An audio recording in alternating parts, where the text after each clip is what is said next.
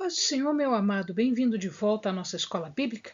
Nós estamos estudando o livro de Daniel. Então, pegue a sua Bíblia, pegue o seu caderno de estudos, ora ao Senhor, pede a Ele discernimento, entendimento, conhecimento, sabedoria, pede a Ele proteção, para que nós possamos desvendar dos seus mistérios. Muito bem, nós já havíamos visto a visão de 4 reinos, as 4 bestas e o do reino de Deus, no capítulo 7, e hoje nós vamos ver a segunda visão de Daniel, que diz respeito ao segundo e terceiro reinos, uma vez que o primeiro reino era a Babilônia. A segunda visão de Daniel acontece no terceiro ano de Belsassar. Isso mais ou menos equivale ao ano de 550, 549 antes de Cristo. O que está acontecendo no mundo agora é que Ciro ele se insurge contra o rei da Média. A Média está aqui, esse é o reino da Média, este é o reino, um pequeno reino de Elã. O reino da Pérsia fica mais para a direita aqui da imagem. A Síria já havia sido conquistada pela Babilônia e a Suméria já estava também conquistada pela Babilônia. E ele vai, Ciro vai se insurgir contra o rei dele, que era Astíages. O nome do rei era Astíages. E ele faz um acordo entre a Média e a Pérsia, originando então agora um outro reino que estava se levantando, que é o segundo reino, o reino da Medo-Persa. Então, o reino da Medo-Persa. Bom, ele vê aqui o que acontece, tudo é na cidade de Suzã. Suzã era do antigo reino de Elam, pequeno reino que havia sido conquistado, e ele era uma das capitais da Babilônia. Então nós temos aqui a Babilônia, que era a capital do reino da Babilônia, e Suzã era um local também que é considerado capital porque os reis tinham seus palácios lá. Então Suzã tinha grandes fortificações, tinha palácio. Se o amado lembrar, tanto no livro de Ester quanto no livro de Neemias, esta cidade é citada como um centro onde os reis ficavam. O rio Ulai é o nome de um canal onde Suzã estava localizada. Portanto, era o terceiro ano de Belsassar. Ciro já estava no seu procedimento de conquistar tudo e o lugar era Suzã. Ele vê um carneiro com 2 chifres. A visão dele é esta: é um carneiro com 2 chifres. E esse carneiro com 2 chifres, os chifres representam governantes. Aqui ele está tendo uma visão de um governante opressor. Isto não é só Daniel que fala. No livro de Ezequiel também existe este tipo de simbolismo. No livro de Zacarias, no livro de Jeremias. Os 2 chifres são os reinos, os poderes da Média e da Pérsia. Havia um maior, este era o da Pérsia. Ciro, portanto, ele vai de 549, quando era o terceiro ano de Belsassar, até 539, em 10 anos, ele conquista tudo que ele deseja e em 539, por aí mais ou menos, ele já está entrando na Babilônia e conquistando a Babilônia. No terceiro ano de Belsassar, Jerusalém não tinha sido reconstruída ainda. Se o amado lembra, quem reconstrói tem orientação e autorização de Ciro. Ciro ainda não é o governante, portanto, ele ainda é um montão de caliça, um montão de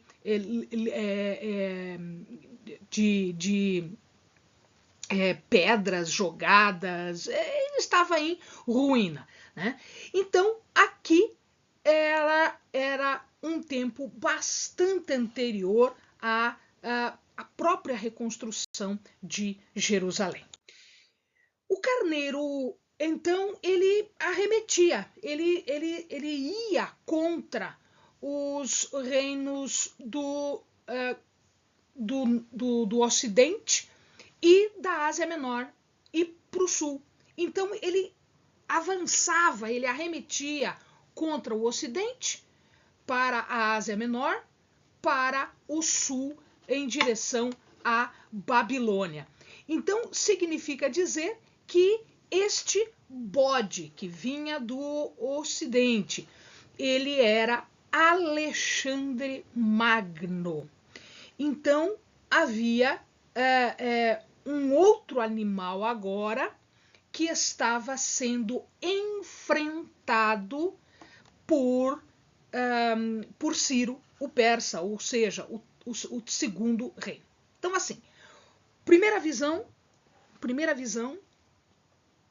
ele vê os 4 reinos: Babilônia, o Medo-Persa, Grécia e Roma. Segunda visão, ele vê primeiro um carneiro, que significa, com 2 chifres, que significa Ciro, com um chifre para a Média e um chifre para a Pérsia. E ele estava arremetendo contra o Ocidente e contra o Sul. Vindo do Ocidente, quem vem? Um bode. Um bode está vindo de lá. Ele tinha uma forma maior e o bode tinha um chifre enorme entre os olhos, de tal maneira que eles brigam e os chifres do carneiro serão quebrados. Ou seja, o bode, com um chifre, ele vai conquistar o carneiro, os reis, o governo medo-persa. Então, Alexandre o Grande, da Macedônia, que representa a Grécia, vai conquistar o reino da Medo-Persa, que começa com Ciro. Ciro já era morto quando Alexandre Magno começa a conquistar isso. Alexandre Magno, ele nasceu em 365 a.C. e aos 20 anos, portanto 345 a.C., ele já conquista o trono, porque o pai dele, o Filipe II, morre numa campanha. E ele vai conquistando a Ásia, o nordeste da África, a Grécia, o Egito, o noroeste da Índia, inclusive a Pérsia, quando, nesta época, era rei Dario III. Então, o que nós vemos aqui é que a conquista foi tremenda. Então, vamos nos localizar nesse mapa aqui. Então, nós temos Suzã, está aqui, este é Suzã. Então, o reino da Babilônia estava aqui, ele foi conquistado pela Medo-Persa, os Medos e a Pérsia. Então, isso tudo aqui conquista isso tudo aqui. Mas a Babilônia já tinha conquistado Jerusalém, está aqui, Judá, e o Egito também lhe era submisso. Então, nós vamos ter aqui um reino mais ou menos deste tamanho aqui, que era o reino que Ciro conquistou e os seus sucessores. Vindo daqui, vindo da Grécia, a Grécia está aqui, vindo da Grécia nós temos Alexandre Magno, Alexandre o Grande. E ele vai conquistando tudo isso daqui, vai conquistando, e ele conquista, então, o reino medo-persa na época de Dario III. E quando ele conquista isso, ele vai além. Ele chega, então, na Índia ele chega então em toda essa região aqui. Isso tudo foi conquista de Alexandre. E ele vem aqui para baixo também e conquista o Egito. Portanto, ele forma um dos maiores reinos, impérios que aquela época tinha sido vista. Então, nós vamos observar aqui que este terceiro reino é o reino de Alexandre Magno, o reino grego.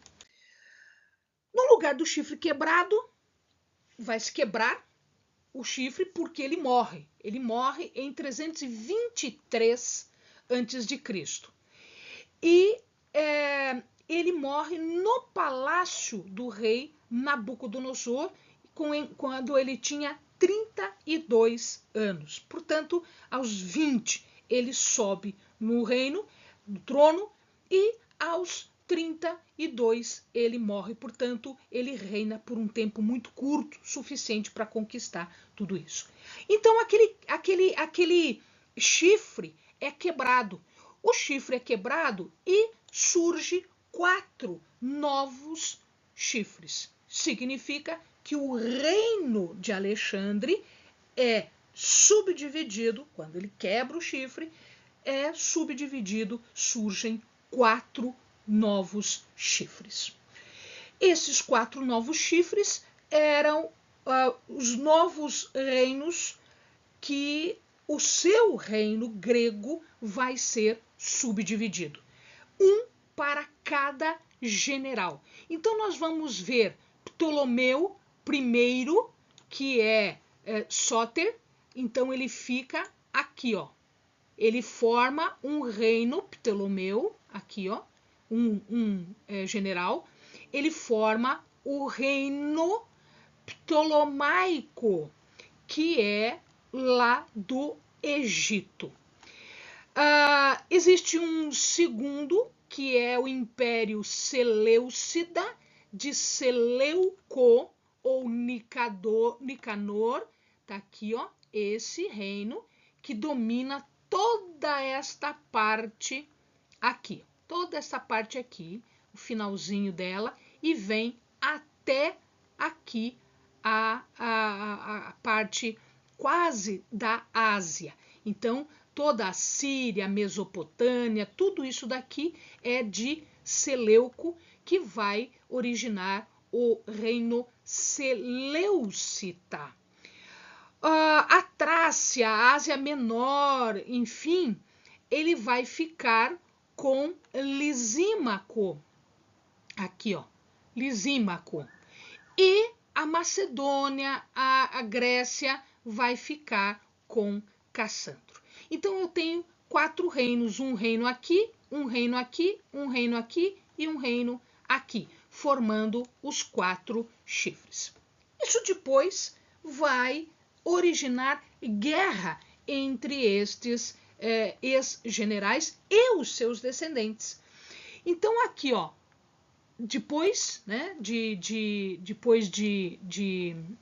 ali na Ásia Menor, depois de Lisímaco, Antígono sucede Lisímaco e forma um reino que vem aqui para baixo e domina essa parte aqui, é a parte de domínio da terra da Judéia. Os judeus já tinham voltado nesta época.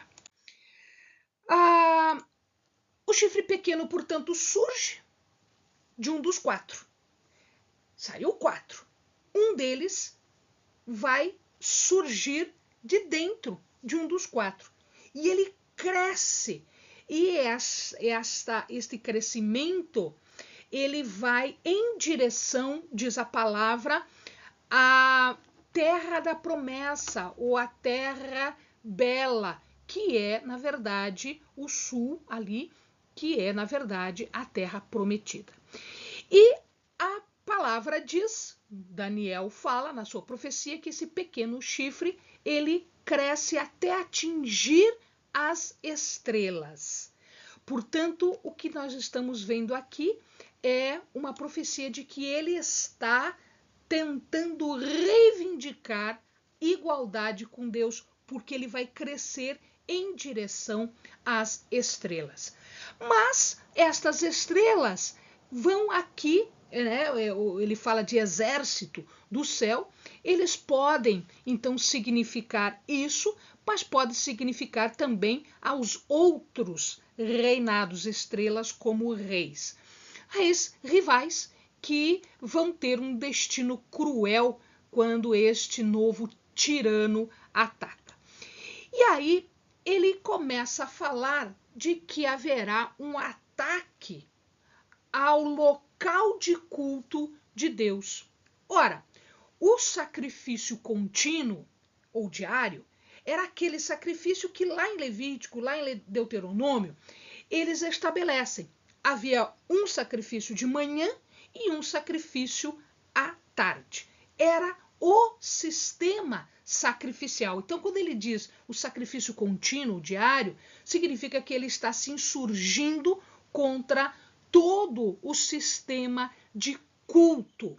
Ora, agir contra o local de culto era agir contra o próprio Deus. Portanto, o orgulho dele estava desafiando estrelas, estava desafiando monarcas e o pior, estava desafiando o próprio Deus. O lugar vai ser destruído e a palavra diz que o exército lhe foi entregue porque ele ganha um apoio militar contra estes sacrifícios diários.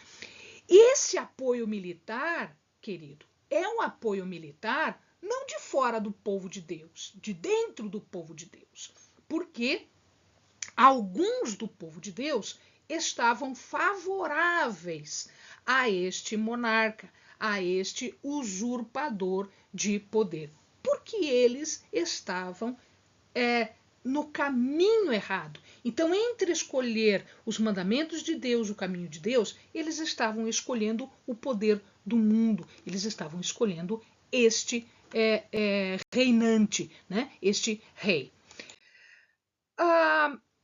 Ele fala sobre verdade, e que verdade é essa? A verdade é a verdade de Deus. Significa, então, que quando ele age sobre o local sagrado, sobre o povo de Deus, ele está alcançando a própria verdade de Deus e ele está derrubando por terra. Ou, na palavra que está colocada ali, a gente pode traduzir como jogada na lama. Ou seja, as coisas de Deus estavam sendo, por este monarca e por todos os do povo de Deus, estavam sendo jogadas fora. E aí ele vê um outro ser e um outro ser conversando, né? Um com o outro. Ele pergunta, até quando? Ora, quando ele pergunta até quando, significa dizer que Deus iria colocar um limite. Deus impõe um limite ao império do mal. Amado, não interessa o quanto nós estejamos sendo perseguidos, o quanto o mal pareça crescer, pareça dominar. O que é importante aqui é que Deus coloca um limite. Como ele estava falando do sacrifício, a resposta foi em termos de sacrifício. Ele diz até 2.300 sacrifícios. Ora, como existiam 2 sacrifícios por dia, nós dividimos ao meio 1.150 dias. Este era o tempo que ia durar até que se fizesse a purificação do santuário. Isto dá mais ou menos 3 anos e meio. Amado, esta parte aqui é uma parte histórica que nós fizemos já uma série de vídeos chamados de período intertestamentário. E nós contamos o que na história foi acontecido.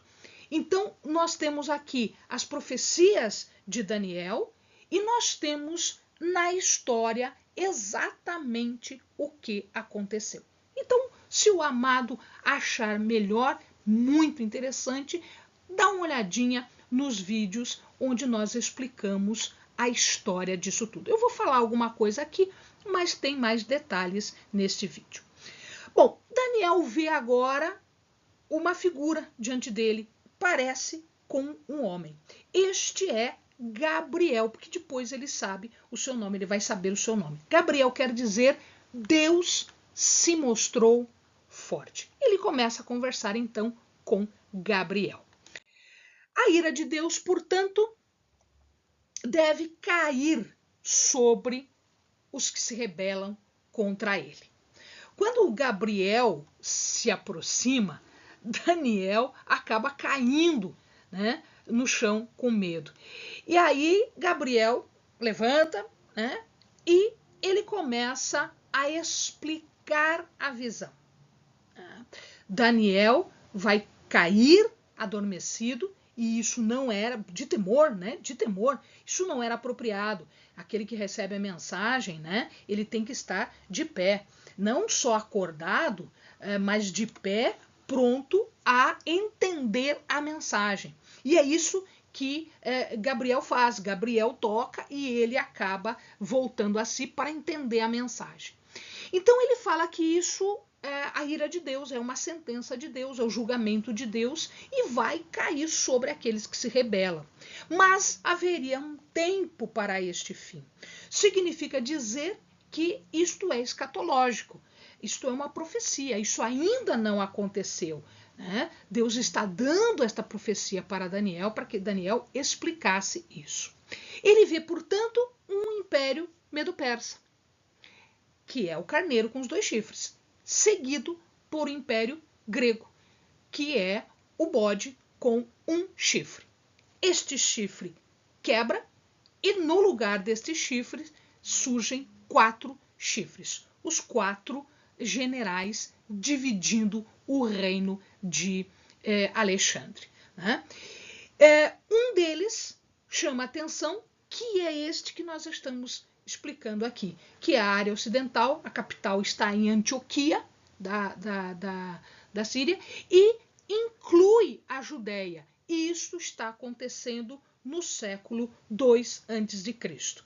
O livro apócrifo chamado Macabeus conta esta história, dando nome a estas pessoas. Em 175, quem está no trono é Antíoco IV. É a ele que se refere àquele pequeno chifre que tenta subir aos céus. Ele começa o seu reinado em 169. Ele entra pela primeira vez no templo. Né? Deus ele vai reter o julgamento em relação a Antíoco. Por quê? Porque muitos do seu próprio povo estavam a favor de Antíoco IV. Ele era um homem bastante feroz, ele era insolente. Diz a palavra que ele era entendido em adivinhações, ou seja, ele era inteligente. Era uma pessoa inteligente, com grande capacidade, mas uma capacidade para o mal. E o seu poder ele vai alcançar os fins, né, a que ele se propõe, matando muita gente, destruindo muitos povos, inclusive o povo de Deus. Ora, quando ele desafia o povo de Deus, ele desafia o próprio Deus. E aí Deus ele vai retribuir. Ele reteve o julgamento, mas ele reteve o julgamento até a medida do pecado, né? De tal forma que o julgamento se torne inevitável. Tá? Então nós temos aqui, amados, porque o Senhor às vezes retarda o julgamento não significa que ele não está vendo. Ele está vendo. Ele está esperando que se complete, que a medida do pecado surja aí como um critério para a medida da ira de Deus. E aí ela vem com tudo. Pois muito bem, fechando então este capítulo, vamos apenas fazer a comparação. Nós temos, portanto, no capítulo 2, o sonho de Nabucodonosor.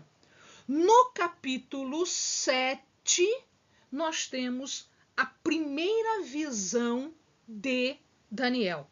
E agora, no capítulo 8, a segunda visão de Daniel. Então, eu fiz um quadro aqui para que o amado entenda os 3 capítulos. Ele sonha com uma cabeça de ouro.